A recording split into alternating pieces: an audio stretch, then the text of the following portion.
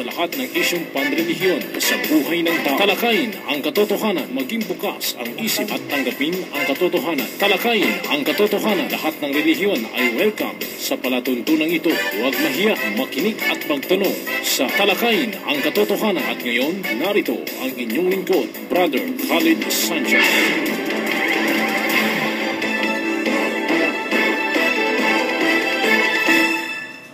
At huwag kayong magsabi kailanman sa anumang bagay, aking gagawin bukas ang ganitong bagay, maliban na sabihin kung pahihintulutan ni Allah. At alalahanin mo ang iyong Panginoon kung ikaw ay nakalimot at magsabi, maaring ang aking Panginoon ay mamamatnubay sa akin ng higit na malapit sa katotohanan kaysa rito. Quran chapter 18 at ang mga talata ay 23 hanggang 24. Ang bahaging ito ay hatid sa inyo ni Sister Donna Vilgari. Bismillahirrahmanirrahim. Qalu subhanaka la ilma lana illa ma 'allamtana innaka antal alimul hakim. Assalamualaikum sa aking mga kapatid na mga Muslim. Magandang hapon po sa mga kababayang mga Kristiyano na nakikinig po sa hapong ito sa ating palantunan, ang talakayin ang katotohanan. Muli po samahan niyo kami sa loob ng isang oras sa pagtalakay at sa pagsagot po ng mga katanungan na inyong ipinadala sa amin. Ngunit bago po dyan, nais ko po munang bigyang daan po yung ating panawagan. Ang ating tanggapan, ang Mindanao People Da'wa Association, ay patuloy pa rin sa kanyang pamahagi ng libreng Islamikong babasahin. Ang ating pong tanggapan ay matatagpuan po sa panulukan ng Ruales at Sinswat Street. Dito po yan sa lungsod ng Cotabato. Bukas po yan tuwing araw po ng Lunes hanggang Biyernes, alas 9 hanggang alas 5 po ng hapon. Kaya po aming inaanyayahan yung atin pong mga kabayan na dumalaw po sa ating tanggapan upang sa ganun tayo po ay magkakaroon ng tamang kaalaman patungkol sa pananampalatayang Islam.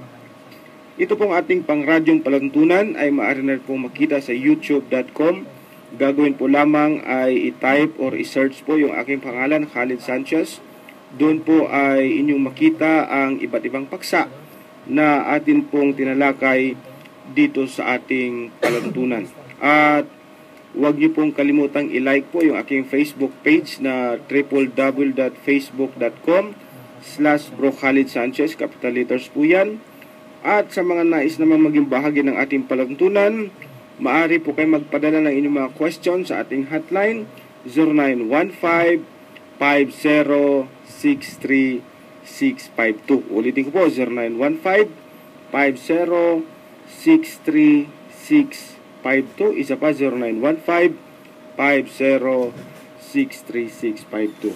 Sa hapong ito, kasama po natin ang ating pong mga tagabasa na pinangungunahan po ni Sheikh Maurice Kabugatan at ang grupo ng mga Ulul Albab. Okay, bigyan po natin ng panahon na makapag-greet yung ating Hafiz. Sheikh? Ha? Ayon na din siyang magbati. Sige, saka na lang daw. Sige, Alkaka. Saka na lang daw si Sheikh natin. Hindi siguro na ready yung mga babatiin. Okay, sige, Brother Alkaka. Okay, yes. Bakit wala doon? Parang di kumukuha, bro. Mahina. Ha? Mahina, bro. Sige. Mahina doon. Sige. A'udhu billahi minasyaitanir rajim. Bismillahirrahmanirrahim.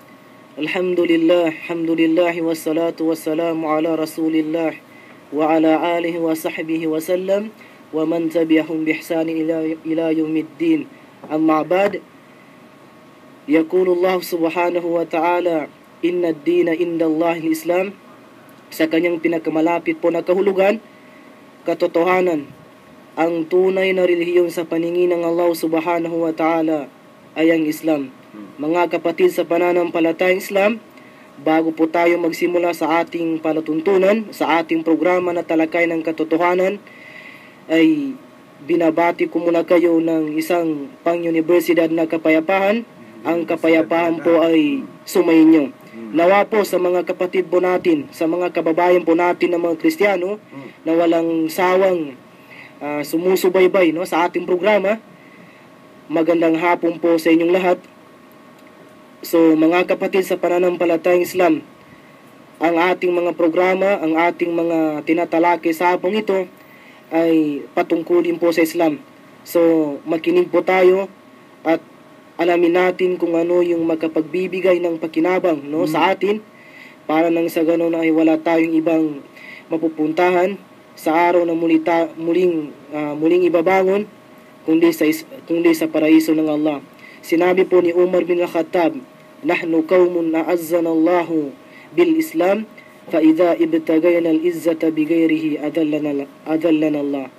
Sa kanyang kahulugan, tayong mga tao, sabi ni Umar bin Khattab, pangalawa po siya sa khalifa, tayong mga tao ay inangat tayo ng Allah subhanahu wa ta'ala dahil po sa Islam, Paidha ibtagayna al-izzata, at kung maghanap pa man tayo ng ibang relihiyon maliban sa Islam, tayo ay ibababa o sisirain ng Allah subhanahu wa ta'ala.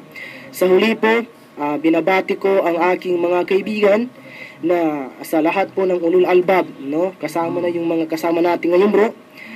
At sa aking mga kaibigan na mga babae, bro, na kung saan nakikinig sila sa hapong ito, sila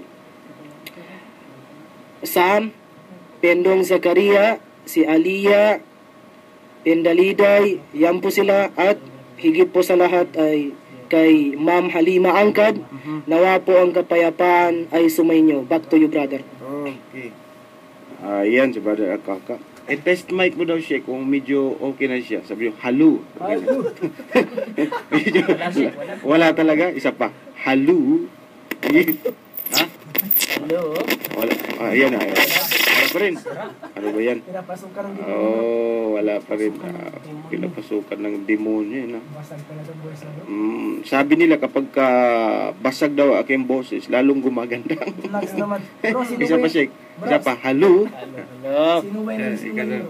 Ha? Sino yung nagsinungaling? Saan doon? Yung nagsabi sa'yo. Salam. Ayan. Okay na. Ayun. Ayos. Pwede na. Okay. So, ready na tayo, ha? Sinaniba na naman. Sige.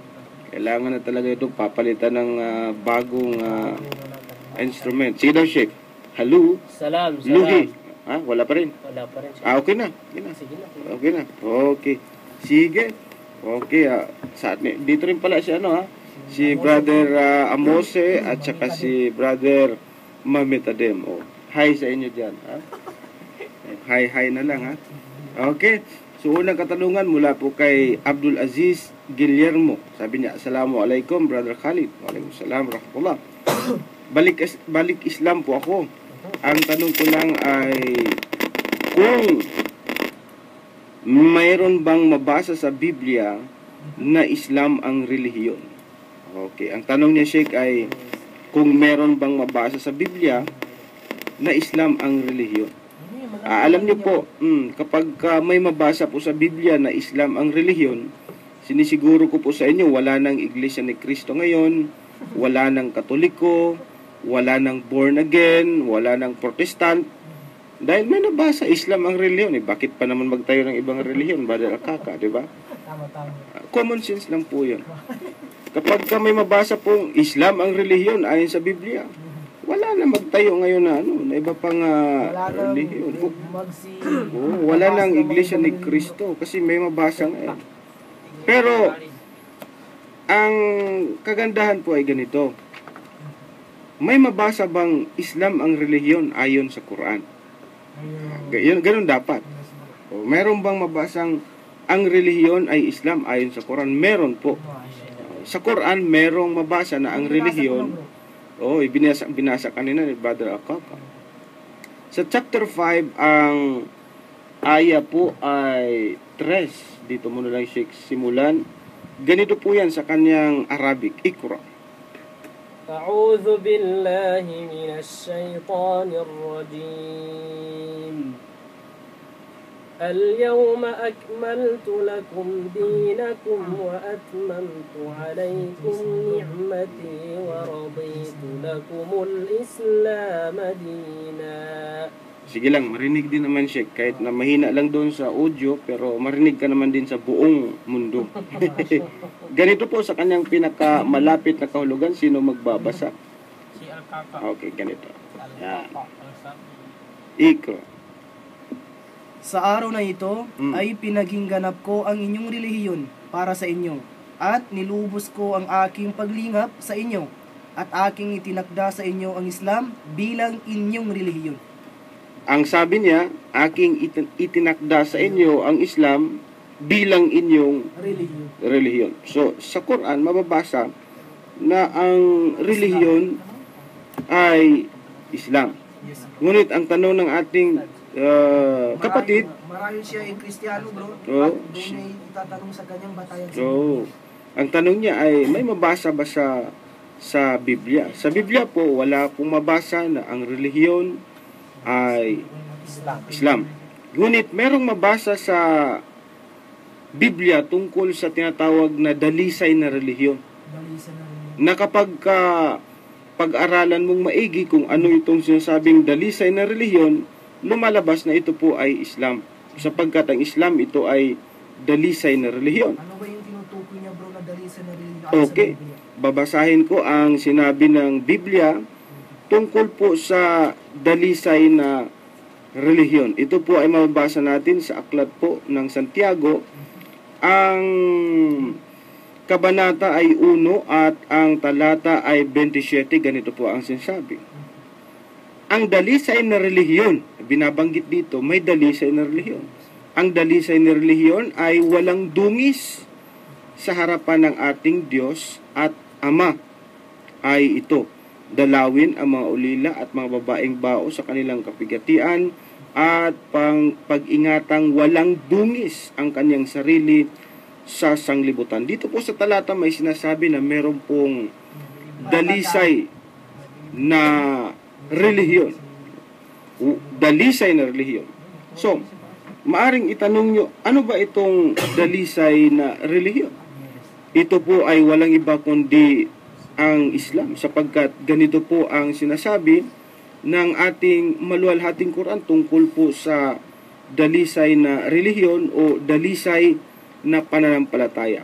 So, chapter 30 at ang aya po ay 30, ganito po ang sinasabi. Ikra. أعوذ بالله من الشيطان الرجيم فأقم وجهك للدين حنيفا فطرة الله التي فطر الناس عليها لا تبديل لخلق الله ذلك الدين القيم ولكن أكثر الناس لا يعلمون. Ayan, kumukuha na, okay na. Sa kanyang pinakamalapit na kahulugan. Kaya't ituon mo, O Muhammad, ang iyong mukha, alalawang baga ang iyong sarili tungo sa pananampalataya. Nadalisay ang Islam Dalisay. na nahihilig sa katotohanan. Sinasabi dyan yung pananampalataya na dalisay. Binanggit dyan siya, no? Maliwanag, no? O, Islam, dalisay. So, sa Biblia may sinasabi na dalisay na relihiyon. So, yan po ay Islam. No? Dalisay na relihiyon. Ngayon, meron ding sinasabi tungkol sa isa sa mga meaning o kahulugan ng Islam. Kasi po, isa sa mga kahulugan ng Islam, ito yung pagpapasakop, pagsunod sa kautusan o kalooban ng Diyos. At ang kahulugan niyan o ang definition, ang Arabic niya Islam, pero kahulugan niya pagsunod sa kalooban ng Diyos. Yung pong pagsunod sa kalooban ng Diyos, mababasa po yun sa Biblia. Hindi lang po tinutumbok talaga in one word, kundi yung kanyang meaning mismo. Yes, mababasa yan sa Biblia. Sa Mateo 7 at ang talata ay 21. Ganito po ang pagkasabi. Hindi ang bawat nagsasabi sa akin, Panginoon, Panginoon, ay makapasok sa kaharian ng langit, kundi ang gumaganap ng kalooban ng aking Ama na nasa langit. Sinasabi niya, gumaganap ng kalooban. O yan naman ang Islam, di ba? Islam means submission to the will of Kaya God. hindi talaga mabasa bro yung Islam sa Biblia dahil yung Islam is salitang Arabic.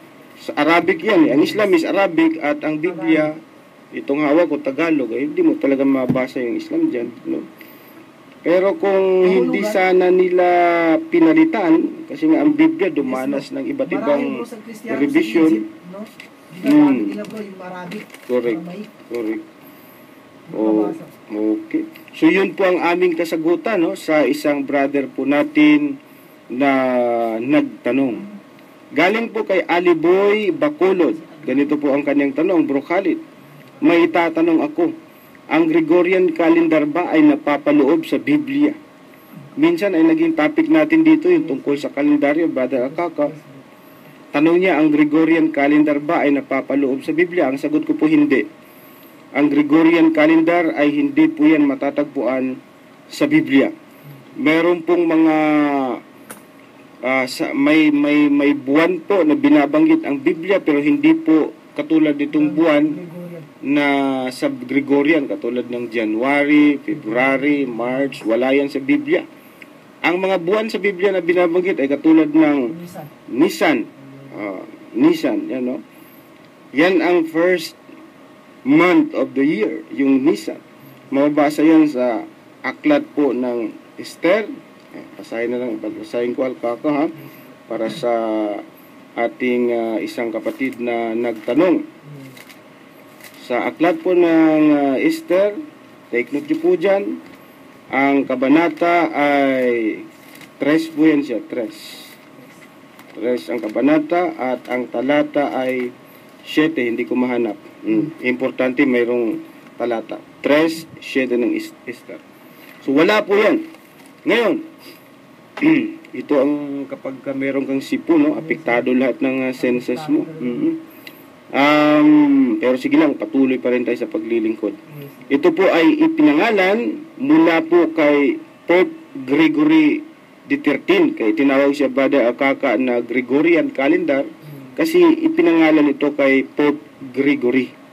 At ito nagsimula noong 1582. Tingnan mo, this is the refinement of Julian calendar. Mula po sa Julian calendar, lumabas ang Gregorian calendar. At nagsimula po ang Gregorian calendar noong 1582. At katulad po ng aming sinasabi lagi, dapat kung kalendaryong totoo ang pag-usapan natin, yung tunay na kalendaryo dapat, hindi dapat nagsimula siya, Brother Akaka, noong 1582. Dapat magsimula ito noong nilikha ang mga langit at mga lupa. Doon dapat magsimula ang kalendar. Hindi dapat noong 1582. Ganito po ang sasabi sa Quran 9 at ang talata ay 36. Ikro. أعوذ بالله من الشيطان الرجيم إن عدة الشهور عند الله 12 شهرا في كتاب الله يوم خلق السماوات والأرض منها 4 حرم ذلك الدين القيم فلا تظلموا فيهن أنفسكم وقاتلوا المشركين كافة كما يقاتلونكم كافة واعلموا أن الله مع المتقين. Okay, sa kanyang pinakamalapit na kahulugan. Bismillahirrahmanirrahim. Katotohanan, ang bilang ng mga buwan kay Allah ay 12 buwan sa isang taon. Ito ang itinalaga ni Allah sa araw na kanyang nilikha ang mga kalangitan at kalupaan. Kabilang dito ang 4 na sagrado o banal. Ito ang tunay na pananampalataya, kaya't huwag ninyong ipalungi ang inyong sarili rito at makipaglaban kayo laban sa musyrikun ng sama-sama. Itinakdaan niya yan, yung kalendar na yan, sa araw na kanyang nilikha ang mga kalangitan at kalupaan. Yun po ang aming kasagutan. Dagdag na tanong niya, sabi niya, mayroon bang mabasa sa Biblia na ang Ama ay karapat-dapat sambahin? O kaya mayroon ding salungat sa sinasabi ni Jesus na siya lang ang kanyang Ama? Mayroon pong mabasa sa Biblia na ang Ama, siya ang Diyos, Brother Alpaca. May mabasang ganyan eh. Ito po ay mabasa natin sa unang Korinto 8 at ang talata po ay 6, ganito ang sasabi. Ngunit sa ganang atin ay may isang Diyos lamang. Sa ganang atin ay may isang Diyos lamang. Sino itong isang Diyos lamang? Ang Ama na buhat sa Kanya ang lahat ng mga bagay at kayo'y sa Kanya at isa lamang ang Panginoon, si Jesucristo, na sa pamagitan niya ang lahat ng mga bagay at tayo'y sa pamagitan niya. Medyo magulo siya, no? Kasi isa lang ang Diyos, isa lang din ang Panginoon. Pero magkaiba siya. Yung Diyos na isa lang, yun yung Ama. At yung isang Panginoon ay si Kristo. Ay, magulo siya. Oo, magulo. Actually, nagkukontrahan ang Biblia sa puntong yan eh. Nagkukontrahan siya, Brother Akaka. Hindi lumalabas na lamang, bro. Ngayon, ang tanong niya ay, meron bang mabasa? Yun, binasa po natin. At sabi niya, meron din bang salungat na sinabi ni Jesus na siya lang ang kanyang Ama? Abay, sa Biblia po, Brother Akaka, may sinasabi na isa lang ang Ama. Hindi ka pwedeng magkaroon ng kahit na sino mang Ama. Na kahit na ang tatay mo, bawal tawaging Ama mo yan. Ayon sa Biblia, Brother Akaka. Yung tatay mo, bawal tawagin mong Ama. Bawal yung tawagin sa Biblia. Oo, bawal. Kasi ganito ang sinasabi sa Mateo 23, at ang talata ay 9, sabi niya. At huwag ninyong tawagin inyong Ama ang sino mang tao sa lupa, sapagkat iisa ang inyong Ama, sa makatuwid bagay siya na nasa langit. Kita mo? Bro, paano yung mga kardinal, bro, na nagpapatawag ng Father? Kaya nga ito mga father natin ng mga pari, si father, buti pa isang kaibigan kong father, ngayon naging brother na siya kasi yumakap sa Islam. Di na siya father. Bawal po yan. Pinagbabawal po sa Biblia pala na tawagin mo ang sino mang tao sa lupa. Sino mang tao, sabi Brother Akaka eh. Sino mang tao. Ibig sabihin, kahit sino. Huwag yung tawaging Ama, sapagkat iisa lang daw ang Ama. Sino yan? Yung nasa langit daw. Pwede nagkukontrahan, di ba? Kaya nga ang Biblia minsan, kapag Lumalabas po na magulo. Correct. Kaya nga po ang advice ko sa ating nagtanong na si Brother Aliboy Bacolod, mas maigi po siguro na i-concentrate ang ating panahon sa pag-aaral ng Quran. Ayan po advice ko yun, no? Sa Quran at sa hadith ng Propeta Muhammad sallallahu alaihi wasallam, sapagkat nakakasiguro ka na anumang mabasa mo dito ay hindi ka maliligaw. Kasi kapag i-focus mo ang pag-aaral mo sa Biblia, maguguluhan ka lang nun. Kami nga kaya nga iniwanan namin yan dahil magulo pumasok na kami sa Islam. Oo, di ba? Brother Akaka. So, we expect na ang magtatanong sa atin tungkol sa Biblia yung mga Christian. Kasi sila ang medyo hindi masyadong maalam sa kanilang aklat. Pero sumasagot tayo, bro, ayon sa Quran, bro. Ginakumpara natin at saka sa hadith ng Propeta. Correct. Sabi pa, bro, sabi ni Ibn Taymiyyah, bro. Sige. Sige.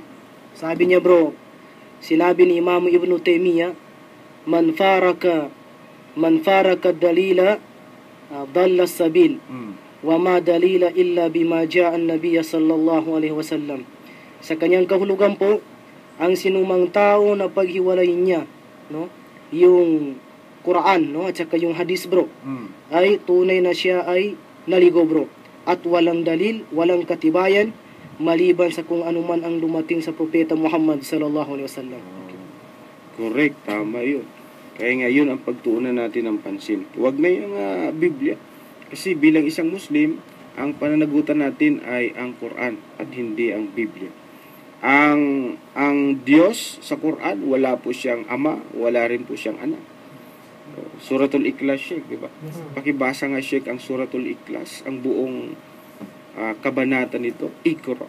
بسم الله الرحمن الرحيم قل هو الله أحد الله الصمد لم يلد ولم يولد ولم يكن له كفوا أحد. Sa kanyang pinakamalapit na kahulugan. Ipagbadya o Muhammad, siya si Allah, ang nag-isa. Allahus Samad, si Allah ang walang hanggan, ang sakdal at ganap, ang may sariling kasapatan, ang lahat ng mga nilalang ay umaasa sa kanyang pagtataguyod. Hindi siya nagkaanak at hindi rin siya ipinanganak at walang anuman ang sa kanya ay may hahalin tulad. Si Kristo, hindi po yan anak ng Diyos, at yung Diyos na nasa langit, hindi po yun ama ni Kristo. Yun po ang aming kasagutan. Mula po kay Texter 0916-9162-184. Totoo po bang hindi makapasok sa simbahan ng Kristiyano ang taong may kapansanan ang ari? Maganda itong tanong niya. Bagay ito kay Mami Tadem, no? Oo. Grabe naman itong mga tanong dito, Brother Akaka. Totoo. Totoo daw po ba na bawal makapasok sa simbahan ng Kristiyano ang taong may kapansanan ang ari? Ano kaya ang forma kapag ang ari ang may kapansanan? Naku po, ha? Tiko? Tiko? Oh. Ano pa? Hindi kaya bro, may mga ano bro, may mga puti-puti. Ano pa? Grabe ang mga imagination nyo, ha? Tiko. Kapag kasi sinasabing tiko, may kapansanan na? Yes bro. Hmm? Yung may ano bro? May ano? May dumi. May dumi. Kapag may dumi ba, ibig sabihin may kapansanan na? Kapansanan ni Diyos. Grabe naman. Kailangan tuliyan bro. Ha? Kailangan tuli. Kung hindi pa tuli, ibig sabihin may kapansanan na rin. Kasi marumi bro, mabaho. Wow, grabe naman yung mga imagination nyo. Sige lang. Biblia na lang ang pasagutin natin, no? Para makakatiyak tayo. At gusto ko ang magbabasa nito yung ating Hafiz, si Sheikh. Kasi mas malupit kasi kapag siya magbabasa eh. Okay? mas pure. Mas pure. Kaya mo na yan na... Magandang boses niya bro. Magandang boses niya, diba? Yan. Ayusin nyo, ha? Deuteronomio 23, ang mga talata ay 1 hanggang sa 2. Okay. Dili makig ninyo ang usa ka tawo sa asawa sa iyang amahan. Dili niya pagkaulawan ang iyang amahan. Ang lalaki kansang itlog, dugmok, ang putol og utin. Hoy! Ano ba yung pinagsasabi mo? Bro, ano yung sabi niya bro? Dili dawaton sa panagtigom ni Yahweh. Ano yung pinagbabasa ni Brother Amosi? Parang napakabastos naman yata. Ano bang Biblia itong binasa mo? At mukhang may nabanggit kang bastos doon, Brother Amosi. Meron. Tawa ng tawa tuloy si Brother, si Brother, ano ba to? Biblia sa Kristohanong Katilingban. Grabe ha. Ibig sabihin, Katoliko, Brother Akaka ito. Hirap naman ito magbabasa ka ng Biblia. May mabanggit kang kung ano-anong mga masasamang salita. Imprimatur ni Cardinal Vidal, Archbishop of Cebu. Gi-edit ni Father Oscar Camumot. Okay. Ibig sabihin, certified na pwedeng gamitin talaga ito, Sheikh, kapag kaligtasan ang pag-uusapan. Ako daw magbabasa para mas klaro ang dating. Okay. Deuteronomio 23, ang mga talata ay 1 at 2. Ganito ang pagkasabi. Dili makigninyo ang usa ka tawo sa asawa sa iyang amahan. Dili niya pakaulawan ang iyang amahan. Ang lalaki kansang itlog dugmok. Grabe na. Ibig sabihin basag.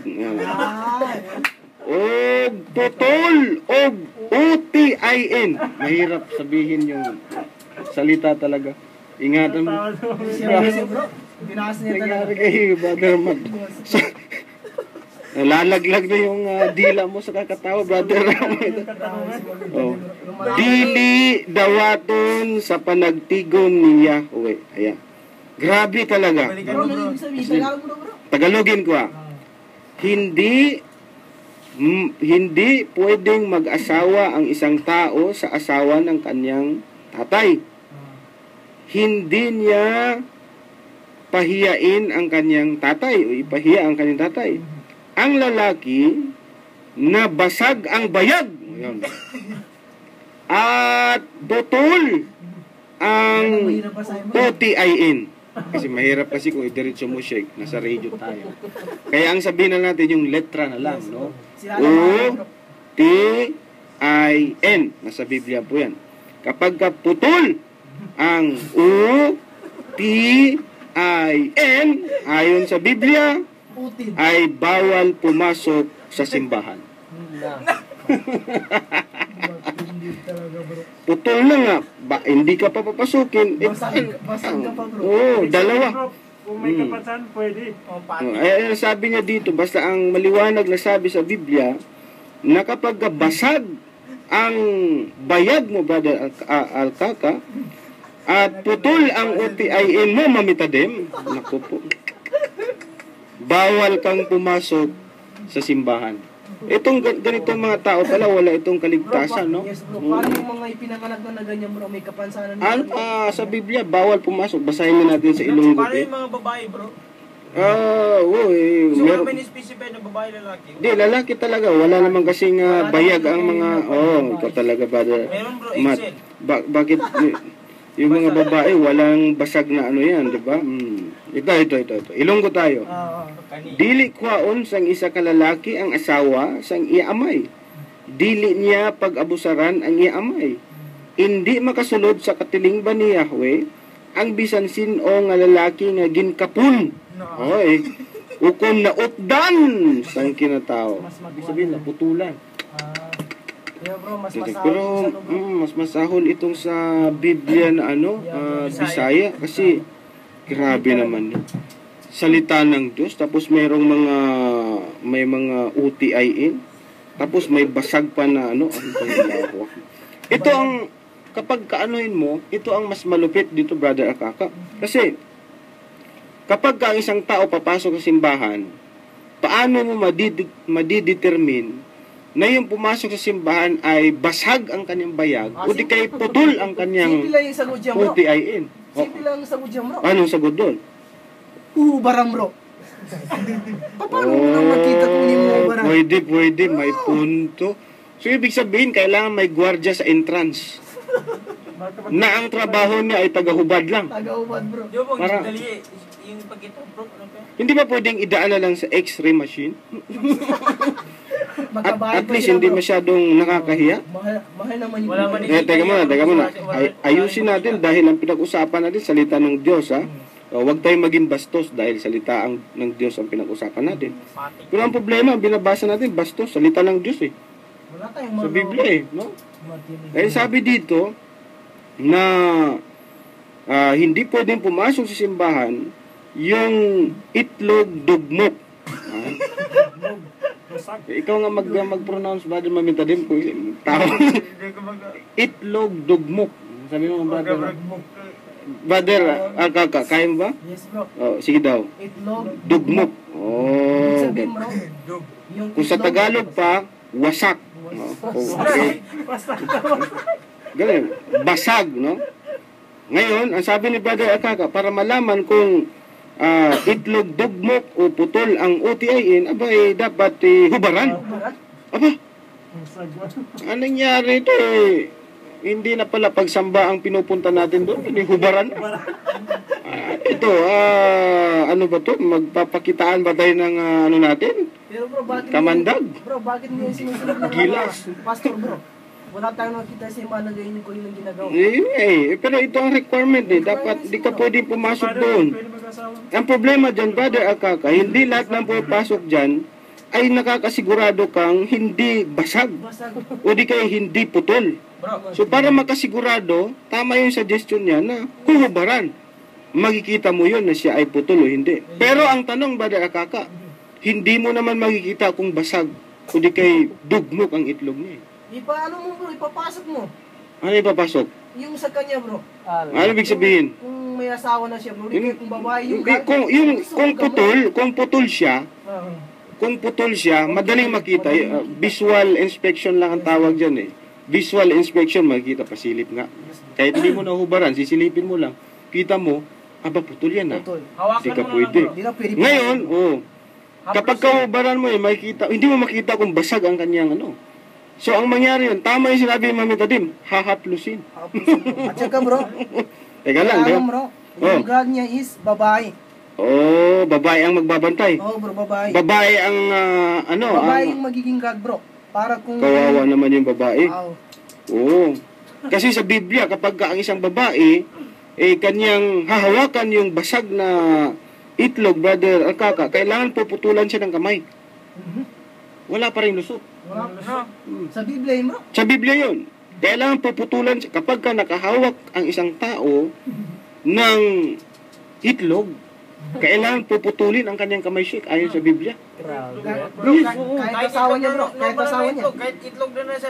Yung itlog na yung dumadaan sa, sabi ko, na papasok sa simbahan, tapos nakita mo na siyempre hawakan mo, basag ito. So, ngayon, nakahawak ka ngayon ng basag na itlog, brother Mami Tadim, kailangan puputulin ang kamay mo. Ayon sa Biblia yon. Ito po, babasahin ko. Paano kung mag-ingi tayo? Ganun ang Biblia eh. Ito po, Deuteronomio 25 at ang talata ay 11. Ganito po ang sinasabi. Bisaya ulit ito. Kung ang duha ka tawo nag-away, og ang asawa sa usa miduol aron pagluwa sa iyang bana sa pagkulata sa usa. Unya kauhaton, ibig sabihin hawakan niya, no? Kauhaton niya sa iyang kamot og gunitan ang itlog.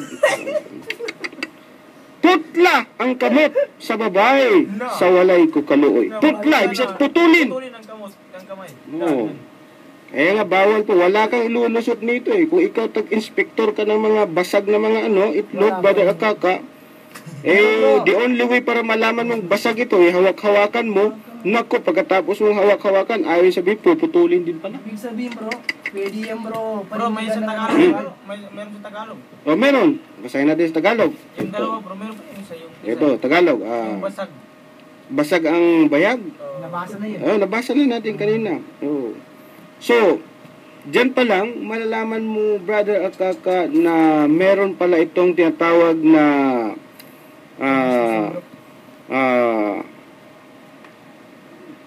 special treatment.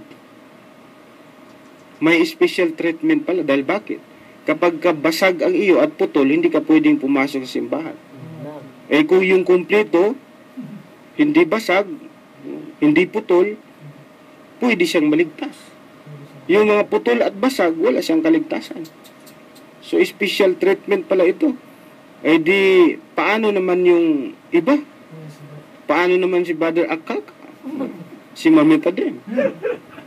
Paano? Wala na silang kaligtasan. Alhamdulillah, bro, hindi ako sa... Buti na lang nasa Islam sila. Kasi sa Islam, kahit basag man o putol, maliit, malaki ang sayo. Maliit o malaki. Matabang, pati mayat. Tanging kailangan lang ay ang pagsabi mo ng Pati. La ilaha illallah Muhammadar Rasulullah. Kapag sabihin mo yan, pwede kang pumasok sa masjid sapagat ikay Muslim, regardless kung basag o putol, maliit man o malaki, kahit wala kang bayag, pwede pa rin pumasok, Brother Akaka. Kasi may mga taong walang bayag eh. Oo, bro. Yun basag. Yung walang bayag, pwedeng pumasok. Kahit hindi putol, walang naputol, o kahit wala talaga, pwede pa rin pumasok, Brother Akaka. Sapagat ang kaligtasan ay hindi ito nasusukat sa physical na anyo na isang tao. Unlike sa Biblia, namimili. Tapos, ang nakapagtataka pa talaga dito, bakit binabanggit dito sa Biblia na sinasabing salita ng Diyos, yung UTIN? Uy. Yun ang napakalaking question, Brother Sheikh. Tama. Kung ito ay salita ng Diyos, bakit binabanggit dyan yung UTIN? Dito nga sa radio natin, hindi natin kayang banggitin in word yung salitang UTIN na yun sapagkat isang karumal-dumal at kawalang-hiyaan at kabastusan na babanggitin mo yung OTIE na yan. No? Utis lang. Ay, Pero sa Biblia, naku po, binabanggit at paano kung mabasa ito ng mga anak mo, Brother Akaka? Tayo na yung nahihiya, bro. Kung meron kang anak, sabihin mo, anak, para maligtas ka, magbasa ka ng Biblia. Ngayon, pag buklat na ng Biblia, nabasa doon, naku po, Bisaya pa lang yung binasa. mayroong OTIE doon. Nabasa na sa Biblia. Salita daw ng Diyos. Ano ang mangyari dyan, Brother Akaka, kung ang isang tao ay magbabasa at ang nabasa niya ay kabastusan? Hindi ba malilibugan yan? Paano kung next time hindi na OTIN ang mabasa niya? Kundi ang mabasa niya ay BILAT na. Tsaka bro, yung nagbabasa bro, halimbawa yung sa mga anak natin na inshallah, Oh. na kung talagang seryoso bro, Oh.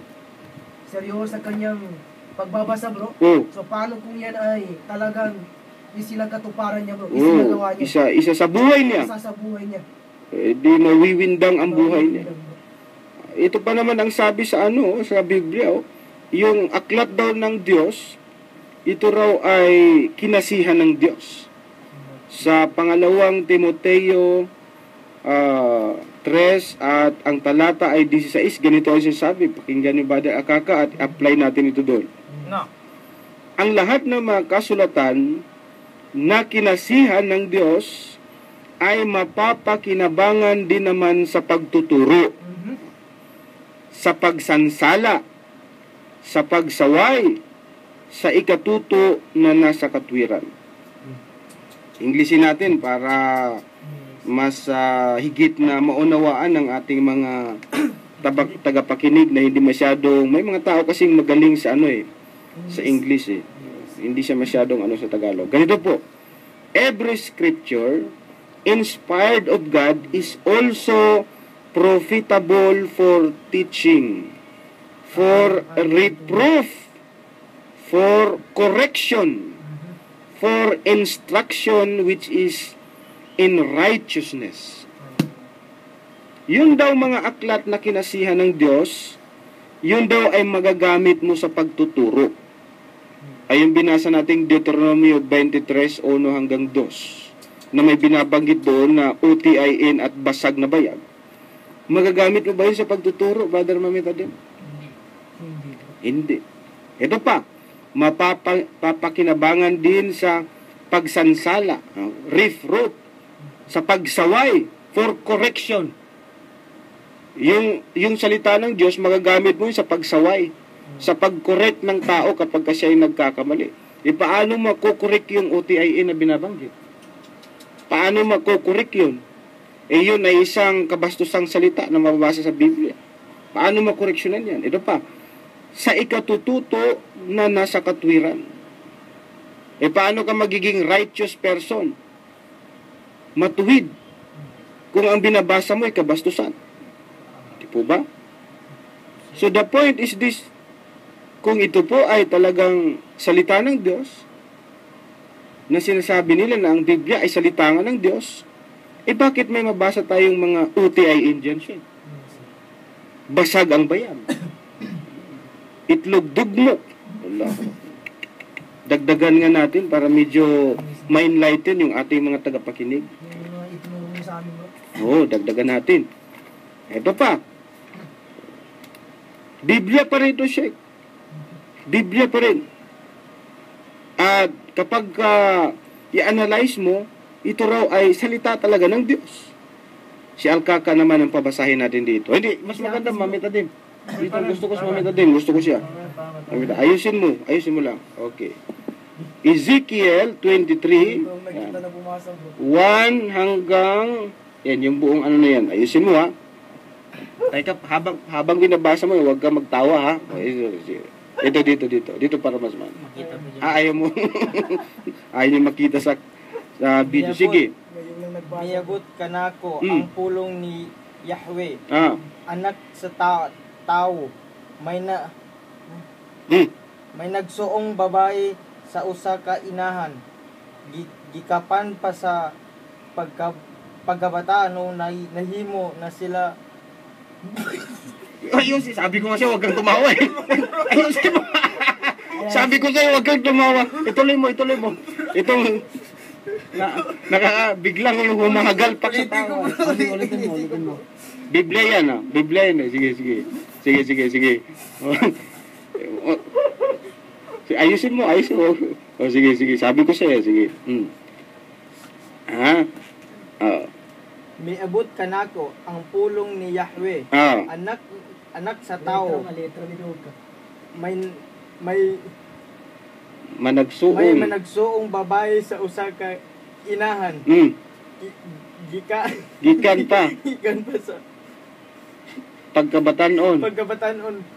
Pahimo sila. Sige, tuloy mo. Biblia ang binabasa mo, salita ng Diyos yan. Huwag kang mag-aalala. You are protected by the word of God. Sige, tuloy mo. Purikat sa Allahu Akbar. Ano pa? Purikat sa Ehipto. Diin gikumot ko. Gikumot og ugay-ugay. Yan yung ang yang Pero grabe naman kabastos yung binabasa mo, brother Mamitadim. Hindi tayo magkabasa dyan. Halos hindi siya makapagtuloy-tuloy magbasa, brother Akaka, dahil natatawa siya eh. Tagalogin natin ha. Dumating sa akin ang salita ng Diyos. Salita ng Diyos. You are reading the Word of God. Ano ang Word of God? Ano ang salita ng Diyos? Sabi niya ganito, anak sa tao, anak ng tao. May managsuong babae sa usa ka inahan. Merong magkakapatid na babae sa isang ina. Gikan pa sa pagkabatanon, simula pa sa kanilang pagkadalaga. Nahimo na silang mga burikat sa Ehipto. Naging mga pok-pok na sila doon sa Ehipto. Ano ba ang Tagalog ng burikat? Pok-pok, di ba? Ganun eh. Buring, Nahimo na silang burikat sa Ehipto. Diin gikumot-kumot. Ayan. Kung saan, ano ba yung Tagalog ng gikumot-kumot? Hinimas-himas. At giugay-ugay. Giuyog-uyog. Ang ilang tutoy.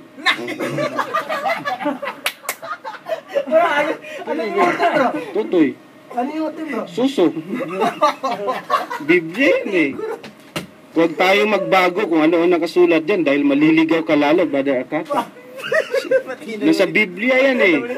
Hindi mo pwedeng baguhin kung ano nakasulat dyan sa Biblia. Ano yung sa Bisaya, bro? Yung ano? Yung tutoy. Totoy? Nasa Biblia yan eh.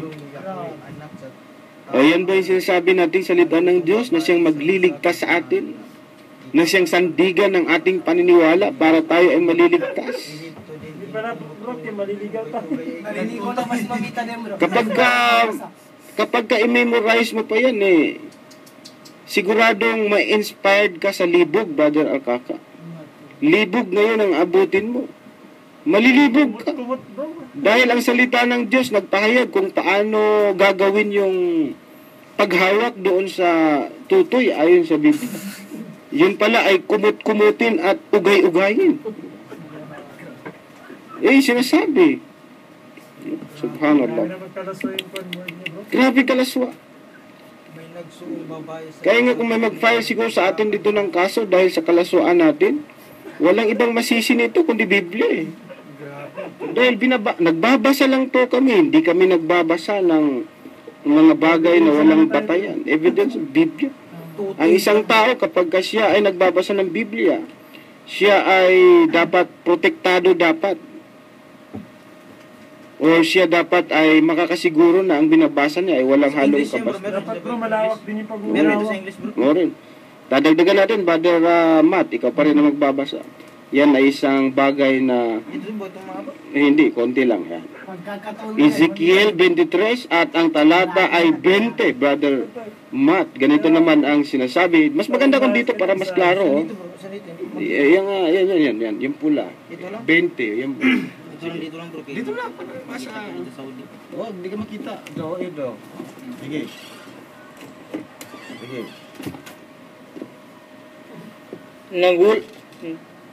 Nangulag siya, mga kabit ng igong mga lawas sa asno, Bakit natatawa ka na naman? ugutin sa kabayo. Grabe. Grabe yung Biblia shake, no? Ako tuloy yung nahiya sa shake natin eh. Dahil sa kalasuan ng Biblia eh. Nangulag siya sa mga kabit nga ingog mga lawas sa asno o sa UTIN sa kabayo.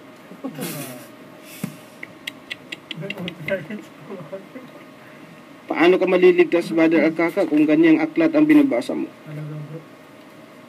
UTIN, tutoy ang mabasa mo doon. Gikumot-kumot, giugay-ugay. Dugmok ang itlog, putol ang UTIN. Yung mabasa mo sa Biblia. Paano ka maliligtas niyan? Ha? Yan ay pagpapatunay na ang Biblia ay hindi na pala talaga dapat paniwalaan dahil ito ay naglalaman ng mga bagay na hindi dapat mabasa ng isang taong naghahanap ng kaligtasan, lalong-lalo na sa mga kabataan.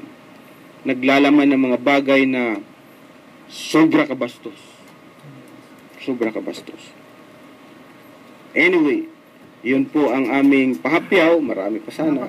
May English yun siya, bro? May English yun siya? Meron, Brother Mamita din. Pero, Wala na tayo. Diretso na lang tayo sa susunod na tanong. Mula po kay Texter 0917-6862-973. Assalamualaikum bro Khalid. Waalaikumsalam warahmatullah. Ang Injil at Torah at iba pang aklat ni Allah ang iba pang aklat ni Allah ay pinagsama-sama sa aklat ng Quran. Ayan, tanong niya, ito ba daw Injil, Torah, at iba pang aklat ni Allah ay pinagsama-sama daw ba sa Quran? Ang amin pong kasagutan ay ganito. Ito pong maluwalhating Quran, ito po ay aklat na nagpatutuo sa mga aklat na nauna, katulad ng Taurat, Torah, at ng Injil. Ganito po ang sinasabi sa chapter 3 at ang aya ay 3 hanggang 4 po yan. 3 at saka 4. Ikra.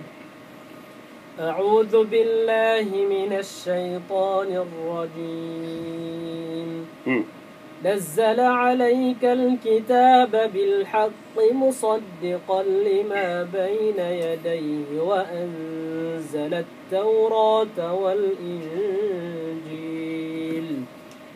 من قبل هدى للناس وأنزل الفرقان إن الذين كفروا بآيات الله لهم عذاب شديد والله عزيز ذو انتقام. Sa kanyang pinakamalapit na kahulugan, siya ang Allah ang nagpapanao ng aklat, ang Quran sa iyo o Muhammad ng may katotohanan na nagpapatotoo sa mga ipinahayag noong panguna. At siya ang nagpapanaog ng Torah, Injil, noong panguna bilang patnubay sa sangkatawan at ipinanaog niya ang pamantayan ng paghato sa pagitan ng matuwid at mali, ang Quran, katotohanan, ang mga hindi sumasampalataya sa ayat, mga aral katibayan, kapahayagan, tanda at iba pa ni Allah sa kanila ay mayroong isang kasakit-sakit na kaparusahan. At si Allah ay sukdul sa kapangyarihan, ang ganap na nakapangyayari sa pagpaparusa. Ay sinasabi po dyan na itong maluwalhating Quran, sabi niya ito daw ang aklat na nagpapatutuo sa mga ipinahayag noong una. So, yung mga nauna sa Quran, katulad ng Taurat o Torah, Injil, Gospel, Zabur, Suhuf ni Ibrahim alayhisalam. Yun po ay mga naunang kasulatan na binanggit sa Quran, ngunit ang laman nila hindi binanggit. Kasi nga ito yung nagpapatutuo. This is a confirmation sa mga previous na mga kasulatan. Binabanggit dito yung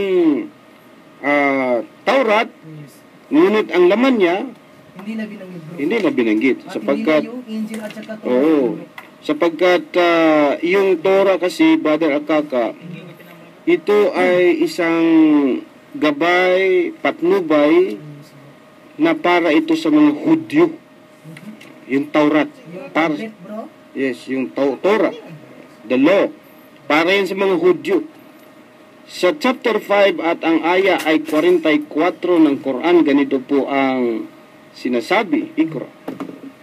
أعوذ بالله من الشيطان الرجيم إنا أنزلنا التوراة فيها هدى ونور يحكم بها النبيون الذين أسلموا للذين هادوا والربانيون والأحبار بما استحفظوا من كتاب الله وكانوا عليه شهداء فلا تخشوا الناس واخشوني ولا تشتروا بآياتي ثمنا قليلا ومن لم يحكم بما أنزل الله فأولئك هم الكافرون.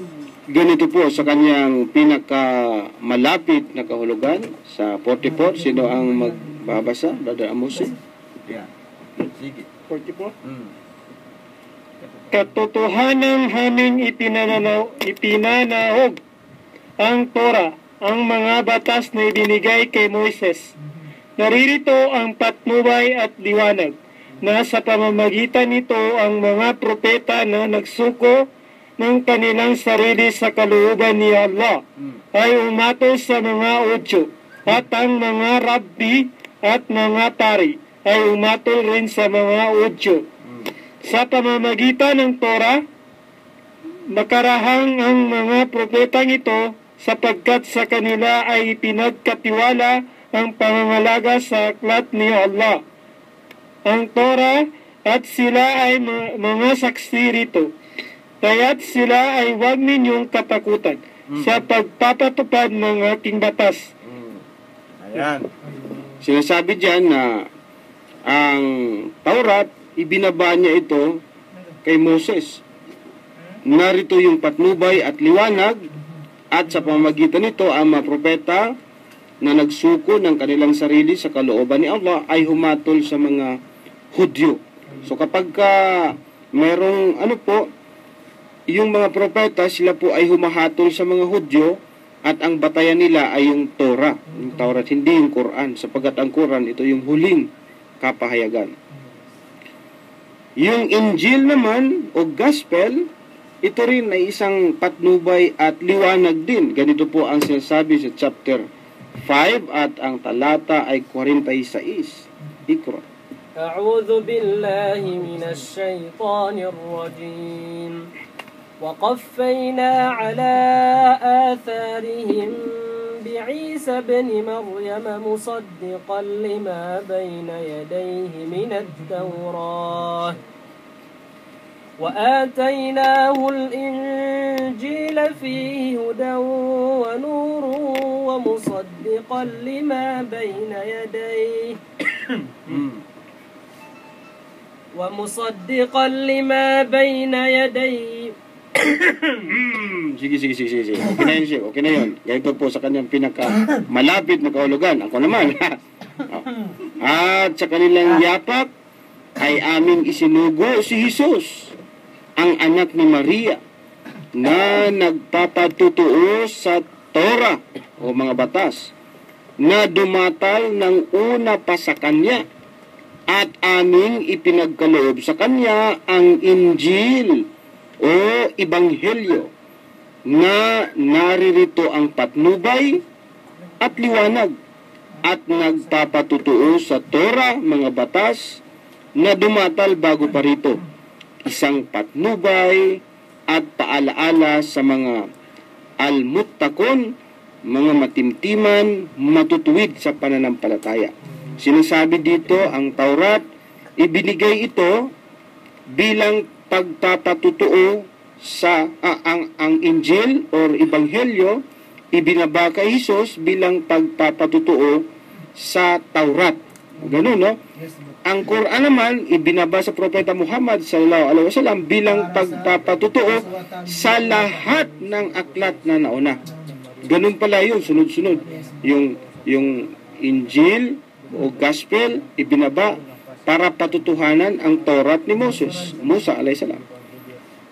Yung last naman na aklat, ang Quran, ibinaba para patutuhanan ang mga naunang mga aklat na ibinahayag.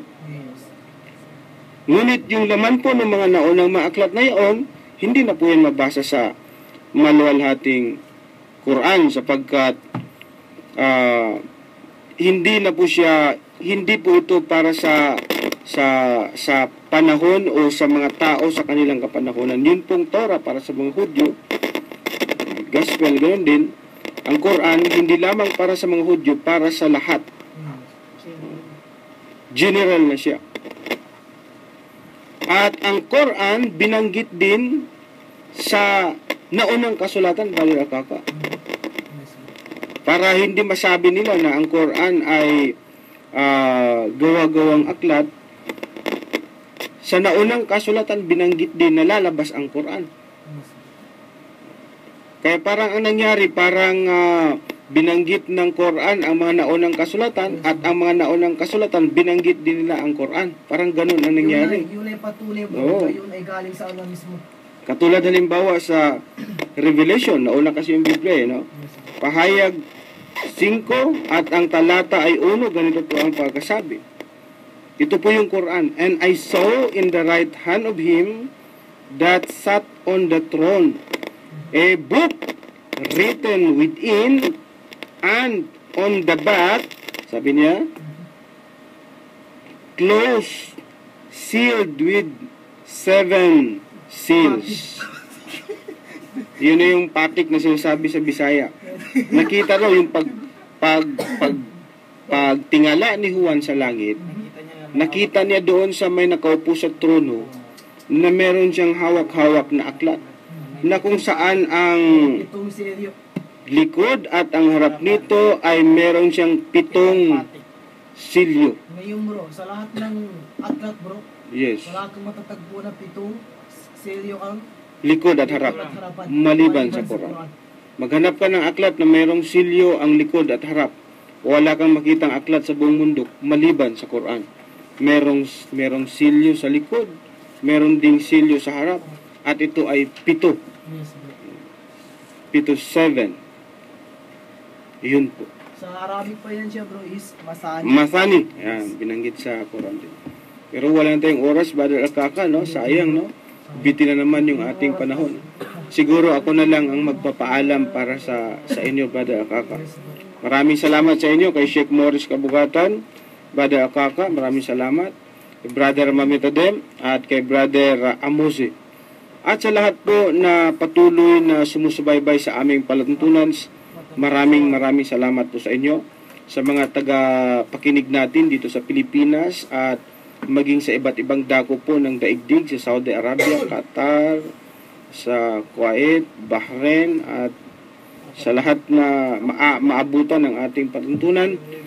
Maraming salamat po sa inyo. At nawa po ang programang ito ay magiging daan para po mabuksan yung isip, yung puso natin, lalong-lalo na sa ating mga kababayan mga Kristiyanong naghahanap ng matuwid na pananampalataya. Ang aming dasal po ay matagpuan ninyo ang matuwid na landas. Hanggang dito na lamang po. Ito po ang inyong lingkod, Brother Khalid Sanchez.